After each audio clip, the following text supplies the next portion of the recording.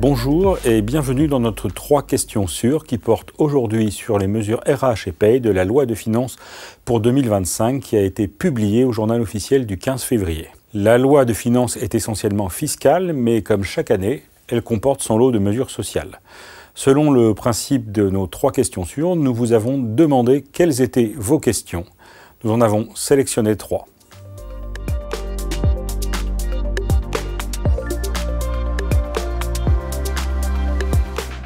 Alors oui, pour vous répondre en un mot, si on veut être plus précis, et la précision ça compte en paye, ce qui est prolongé, c'est le régime de faveur attaché à la prise en charge facultative de l'employeur.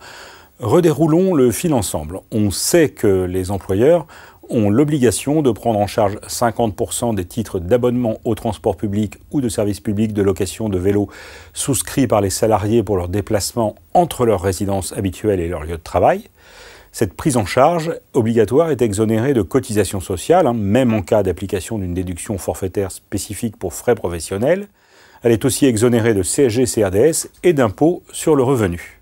Sur les années 2022 à 2024, les employeurs qui allaient au-delà de la prise en charge obligatoire de 50% ont bénéficié, sur la fraction de prise en charge allant de 50 à 75%, du même régime social et fiscal que pour la prise en charge obligatoire de 50%. La loi de finances 2025 prolonge cette mesure d'1 an, qui est donc étendue à l'ensemble de l'année 2025. Précisons que ce régime de faveur dérogatoire ne vaut que pour la fraction de prise en charge facultative allant de 50 à 75%. Alors rappelons enfin que cette règle dérogatoire est avantageuse par rapport au principe normalement applicable. En effet, s'il n'y avait pas cette exception, eh bien, au plan fiscal, la prise en charge facultative au-delà de 50% serait imposable. Au plan social, alors l'administration admet certes une exonération dans la limite des frais réels, mais à condition, pour les salariés qui travaillent dans une autre région administrative que celle où ils résident, que l'éloignement de leur résidence à leur lieu de travail ne relève pas de leur convenance personnelle, mais de contraintes liées à l'emploi ou familiales. En outre, il faut réintégrer cette prise en charge facultative dans l'assiette des cotisations de sécurité sociale et dans celle des charges ayant la même assiette en cas d'application d'une déduction forfaitaire spécifique pour frais professionnels.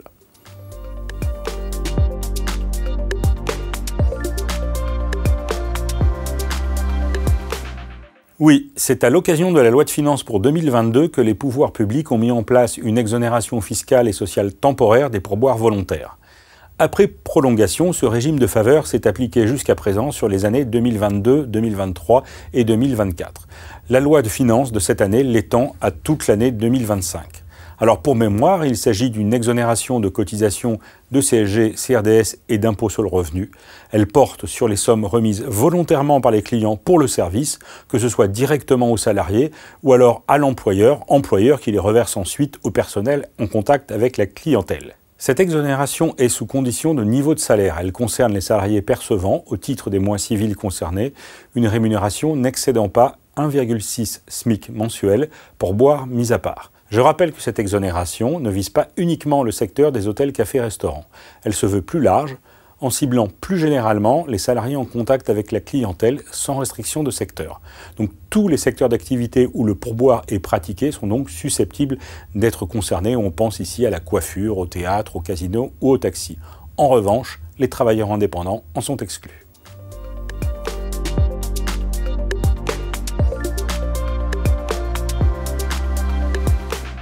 Oui, c'est encore possible. Le dispositif de monétisation des journées et demi-journées de repos que vous évoquez est celui mis en place initialement par une loi du 16 août 2022. Ce mécanisme, qui après prolongation couvrait déjà les jours de repos acquis de 2022 à 2025, est prolongé d'1 an. Il va donc maintenant jusqu'au 31 décembre 2026, mais n'est pas pour autant pérennisé.